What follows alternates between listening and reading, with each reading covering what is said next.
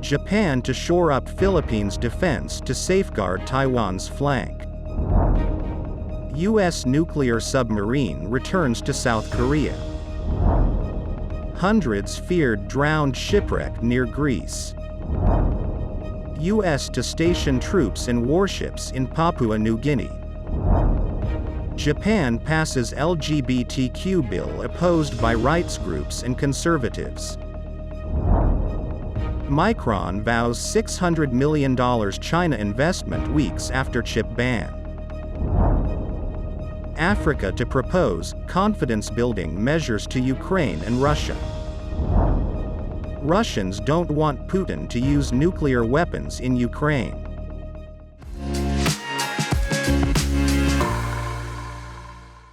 Hello, I'm Johnny. Thank you for joining us on Funday News. It's Saturday, June 17th, and here are your top stories. The media reported Japan is preparing military aid for the Philippines to help secure sea approaches and safeguard Taiwan's western flank, deepening security ties that could bring Japanese forces back there for the first time since World War II. A spokesperson at Japan's Ministry of Foreign Affairs said, "We are in the process of selecting equipment that can be used for maritime monitoring and security. We don't know yet what exactly that will be." Former chief of the Japanese Self-Defense Forces Joint Staff Katsutoshi Kawano said Japan's military aid to the Philippines will expand step by step, and my hope is that it will change to include lethal weapons, such as anti-ship missiles. Kawano and the government officials who spoke to Reuters predicted Manila could give Japan access to its military bases, as it does with the United States, allowing Japanese SDF aircraft to patrol the South China Sea. Japan can monitor waters east of Taiwan from Yonaguni Island. The U.S. sent a nuclear-powered guided missile submarine to South Korea for the first time in 6 years in a show of force meant to deter North Korea from military strikes. South Korea's defense ministry said Friday the USS Michigan docked at a naval base in the southern city of Busan. It is there for joint training between the allies meant to respond to the advancing North Korean threat. U.S. President Joe Biden in April agreed to strengthen extended deterrence measures in South Korea. The media said the displays of U.S. military might are meant to serve as a reminder of a warning Biden issued to leader Kim Jong-un during a meeting with the South Korean president that a nuclear strike by North Korea would be suicidal. The U.S. Navy said USS Michigan, launched in 1980, is built to carry Trident submarine-launched ballistic missiles. South Korea said it is one of the largest submarines in the world and can be armed with over 150 Tomahawk cruise missiles. Rescuers scoured the seas off Greece on Thursday following a shipwreck that killed at least 78 migrants, as hopes of survivors dwindled and fears grew that hundreds more, including children, may have drowned inside the crowded vessel's hold. Reports suggested between 400 and 750 people had packed a fishing boat that capsized and sank early on Wednesday morning in deep waters about 80 kilometers from the southern coastal town of Pylos. Greek authorities said 104 survivors had been brought ashore. Greek TV Sky reported that, according to witnesses, the vessel departed from Egypt and stopped at the Libyan port of Tobruk before setting sail for Italy. A European rescue support charity said there could have been 750 people on the 20 to 30 meter long boat. The UN's International Organization for Migration said initial reports suggested up to 400 people were aboard. Its refugee agency, the UNHCR, said hundreds were feared missing. The search operation had not recovered any bodies in more than 24 hours. A new security deal will see the U.S. station troops and warships in Papua New Guinea, adding a pivotal force to take on China should tensions over Taiwan spiral into conflict.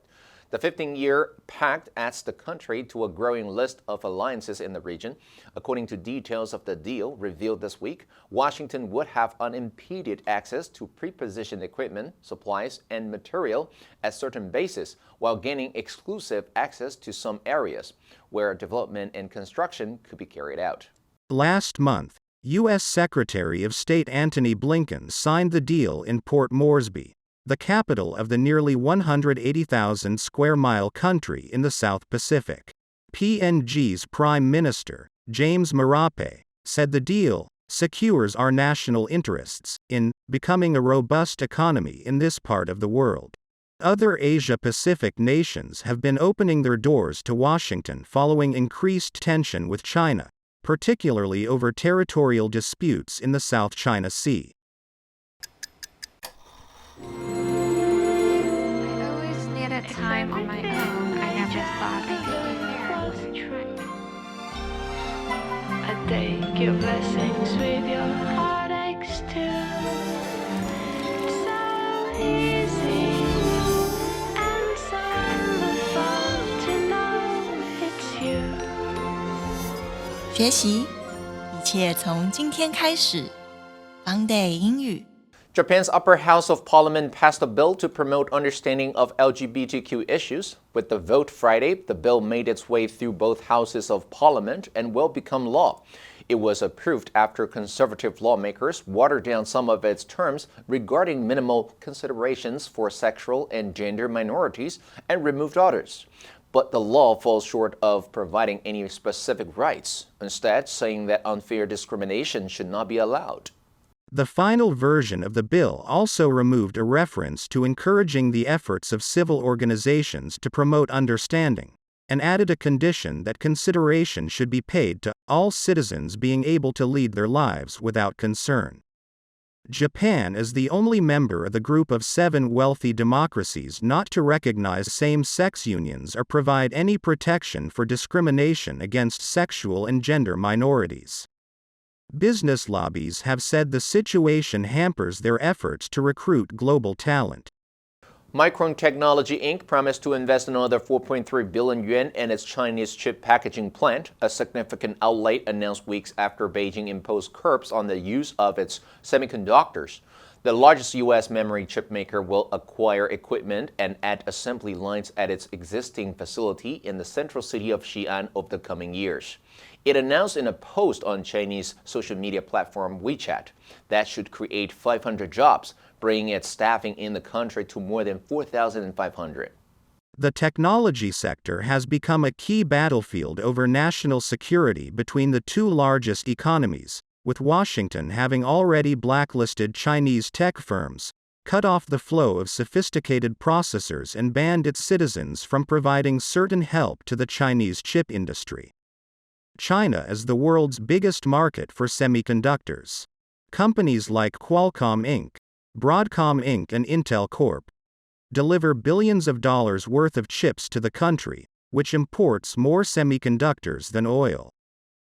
According to a draft framework document seen by Reuters on Thursday, African leaders could propose a series of confidence-building measures during their initial efforts to mediate in the conflict between Russia and Ukraine.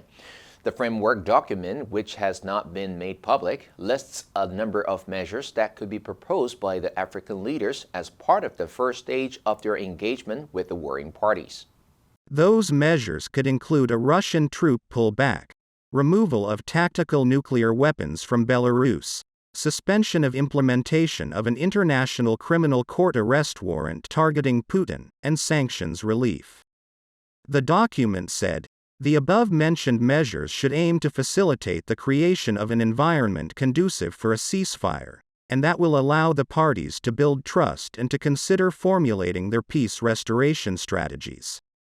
A vast majority of the Russian population would not support their government's use of nuclear weapons in Ukraine. Of the respondents to the new poll from the independent Levada Center, 86% said that nuclear weapons should not be used in Ukraine under any circumstances. Only 10% of the 1,600 respondents in both rural and urban environments queried at the end of May said that they could possibly condone the use of nuclear weapons.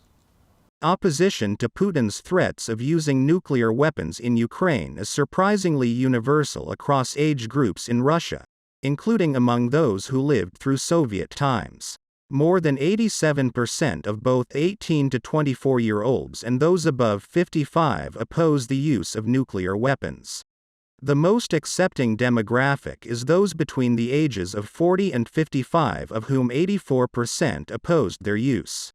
Levada assesses that overall the difference in opinion among the demographics is minor. Now let's take a look at the vocabulary of the news of Russians not wanting Putin to use nuclear weapons in Ukraine.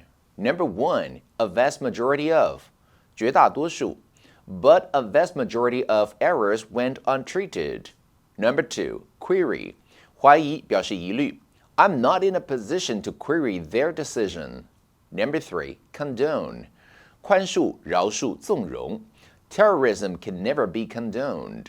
And that's all for today's Funday News. Be sure to tune in to Funday News from Monday to Friday and click the link below to join Funday for free. I'm Johnny Wu, your host. I'll see you next time.